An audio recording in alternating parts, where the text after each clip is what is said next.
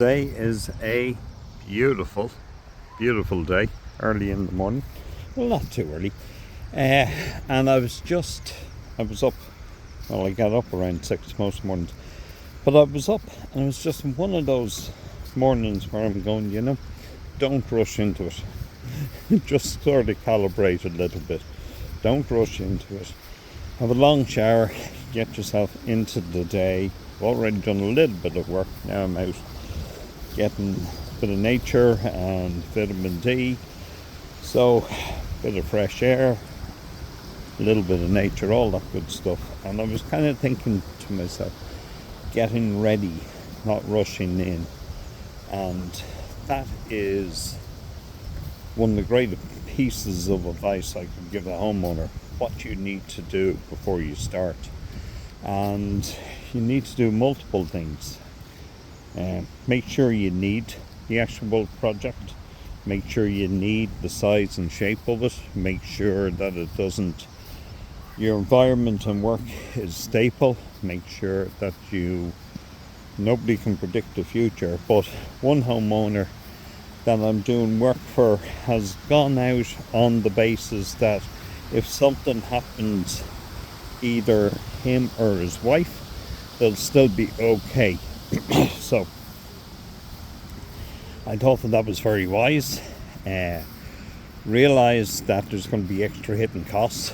Realize that fees can go up if there's more meetings. I do fixed fees, but I can see how they fluctuate for other members of the design team. There's multiple visits for an engineer, everything has to be charged. So realize that there's going to be unforeseens. Realize that take a little bit of time beforehand to sort of get your head into the fact that you will be stretched, you will be pushed, and how you're going to deal with it.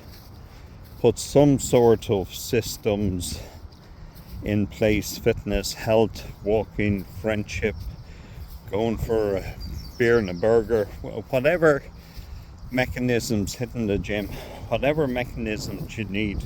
And sometimes you just got other things you got to do.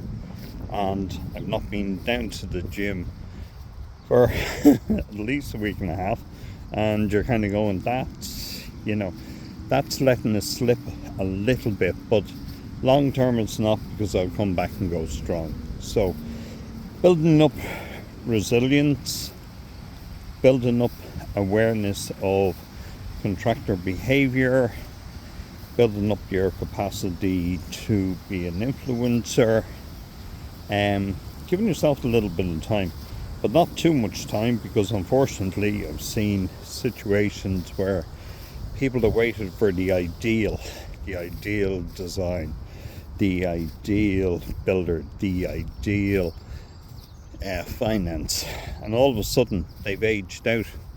Time has overstepped them. So there is urgency attached to it. The importance of it is, I know one client of mine has told me in no uncertain fashion that I'm an important man, because things depend upon me to get the extension done, to get a new dog.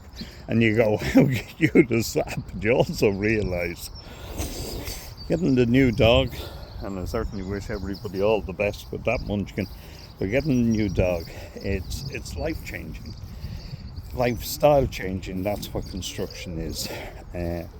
Making sure that the money is actually aligned.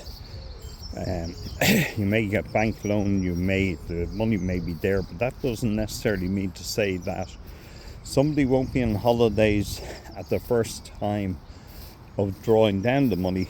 So that needs to be aligned. Making sure all your planning is in place, making sure you've done full due diligence on the builder. No matter who you are, you've got to check out his finances. Got to. That is non-debatable, and that's the one thing that in all my time up in Bolton Street I never once heard anybody say. Heard about tender analysis, heard about everything else, but never once, is the guy solvent? That's it. Bottom line. Prepare to have some fun. Prepare to reward yourself at different landmarks in the construction. Prepare yourself to enjoy the process as well. So just a few quick thoughts on preparation. I think Roy Keane said, if you fail to prepare, you prepare to fail. A successful friend of mine loves that statement. He mightn't necessarily be a big Man U fan, but Eddie, the Leeds fan, absolutely loves that statement. So look after yourself in all the process, but there is preparations needed. It is psychically challenging. It is de-skilling. It is intrusive. It is difficult.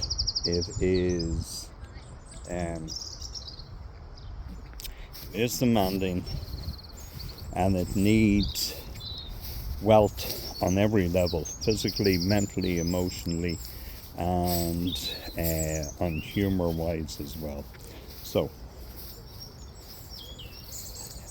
reflection time, analyticalness, joy, and it is certainly about a new group dynamic, people coming together. You've never worked with them before, you will probably never work with any of them again, and really and truly prepare to make that group of people into a team.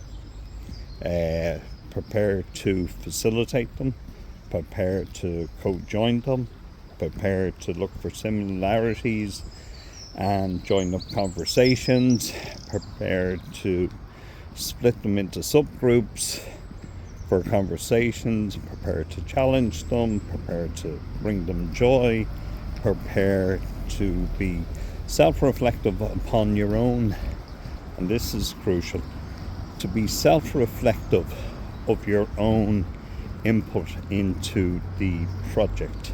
How you handle, how you engage, how you send messages, how you react. It's certainly about not treading on tissues, but it's also about not offsiding people, and there's a balance in all of that, in fairness and disposition as well. Opening counters, if aggressive, have to be met with aggression. That's just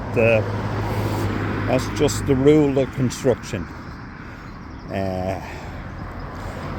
Peak storming. So, just a couple of quick thoughts upon readiness, and just finally, really for me, if I was to single out anything, it is never advocate your role as leader.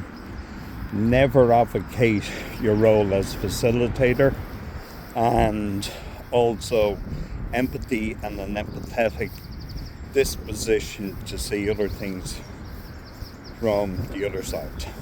Okay, thanks very much, folks.